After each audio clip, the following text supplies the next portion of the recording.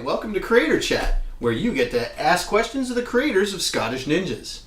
So, one question we get from time to time is, how do you guys create such a high concept quality cartoon with such a small amount of people? Well, I guess the first one would be working with really great people. Yeah. Talented folks who can multitask. And also possibly a tad bit insane. Yes. But it's also the pipeline you create. You know, it's the order of operations. And if you do that in a very streamlined, efficient way, then you can do a lot on a little. So our particular pipeline is 1, writing. Yep. Rob and I write the script. Yep. Nail it down. Boom. Good. Funny. Lots of blood. We're happy. Yep. Second. Go up, punch it up a little bit. A couple of different things. Like a tennis match. Then we storyboard. And that's mostly what I do. So I'll just draw all the different panels, get all the shots laid out, so that we know exactly how it's going to look. Then we record audio. We go back to the audio studio. We do all our takes. Yep. Over several lunch hours. And sometimes that will change the script a little bit if we improv and stuff. Yep. Then I take the audio, the storyboards, and I sort of create an animatic, a radio play, if you will. Once that's down, animation. And the great thing now is we know exactly how long every shot's going to be and what angle it's going to be, so there's not too much prep time. It's just boop, boop, boop, set it up.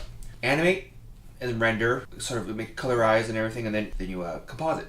Yep. And that's sort of all, it's like multiple things, but put into one step. Export the video out, boom, and then we do the sound mixing, and then from there we do a second round of audio recording for filler, grunts, yells, little... all the Foley, all the other stuff that we need to fill in. We go, hey, he's getting hit in the head, he needs a or a or whatever. And then we do a second pass of audio editing where we add those little extra bits. Export the audio, put it in with the video. We've added a new step recently where we add a collaboration with another YouTube star for the previously on recap and then the post-credit little how do you kill Foo bit. Yep. Edit it in there, export it out, upload that mofo, do all the annotations and all that bullshit, and then you guys watch and enjoy. Another thing we do that also capitalizes on a lot on saving time is we write a long 20-minute episode. Yep. But break it down into 3-minute chunks. Yep. So that way we are well ahead in terms of where we're going down the road, knowing where things are going to go. So it's not like there's a lot of prep time or pre-production thought process in between each little 3-minute cartoon. Like, well, what's next? We know what's next. 8 2-week segments down the line. And that also lets you streamline and focus on what needs to be done and make things that much quicker. So when you get your DVD at the end, if you're a Kickstarter person or whatever, you're going to download, maybe say down iTunes or whatever we're going to do, you're going to get a full 20-minute episode. Yeah. Or actually, I think the pilot's longer, isn't it? Yeah, like what you're watching now is going to be about 37 minutes when it's all said and done. Huge. Then with some really cool credits at the end. Yeah.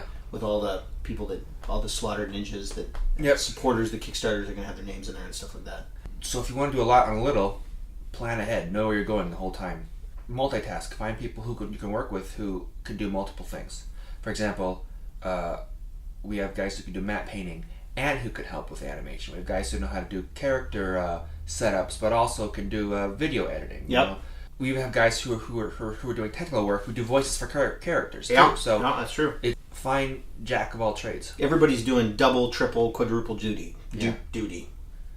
Jiu-jitsu duty. Jiu-jitsu duty. So really, that's the best I can explain how I can do so much as little. There's not all the clutter of each person has a specific job. This person makes the ears. Because you see a lot of productions and people have such specific tasks that it creates a lot of clutter. So this guy only colors in the faces, and this person only animates fingers, and then it gets to be where it's just like we don't even have that. I mean, it's like yeah. I mean, we have so few people. I mean, it's just like so. But that also creates a lot of clutter. So now you have to synchronize all this stuff. Well, this guy don't have the fingers yet. This guy paint the face yet. We got to bring it all together. And it's just like, no, this guy's taking care of this 30% of the whole thing. This person's working this whole piece of the whole thing. And being a small crew, we're all in the same room. Communication is instant. There's no having to go through a chain of command. Is there anything you do to make not just the pipeline, but just the process you do cuts corners? Like things that you do that can save time, that allow you to get... So if you want to get quicker at whatever it is you're doing, whether it's animation, painting, writing, anything, this should apply to almost anything. Here's what I always think. Paint in broad strokes first and then fine tune. So throw all the shit on the wall and then take away and add what you need. Don't think about the small, subtle things first. Otherwise, you'll never get things done. Also, make big mistakes. It's one thing to always think about the next process. It's another one just to do it. I like to just dive right into it. So if I'm doing animation, I'll just dive right into it, almost free association. And if it doesn't work, I'll backtrack and fix it. But instead of sitting there for 20 minutes thinking about how this arm should move, just make it move. And if it doesn't look good, undo and do the next one. Because when you make the big mistakes, you learn and you won't make them again.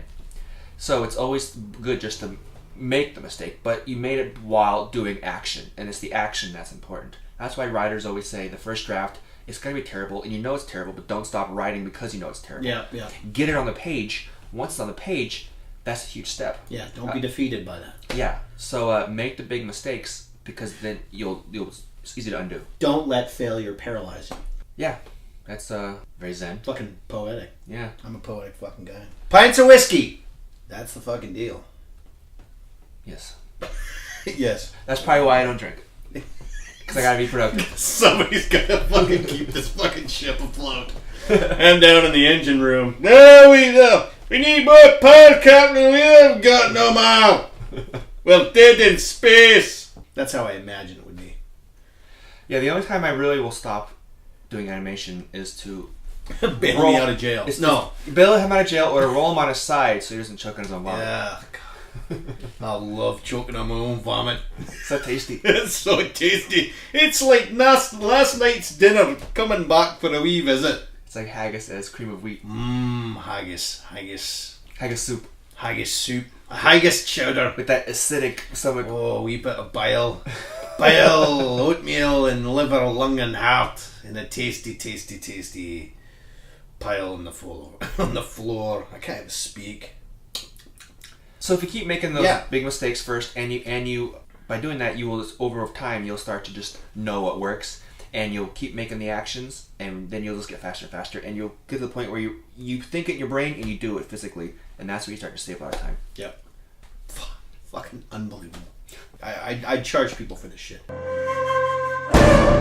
use freaking gnomes.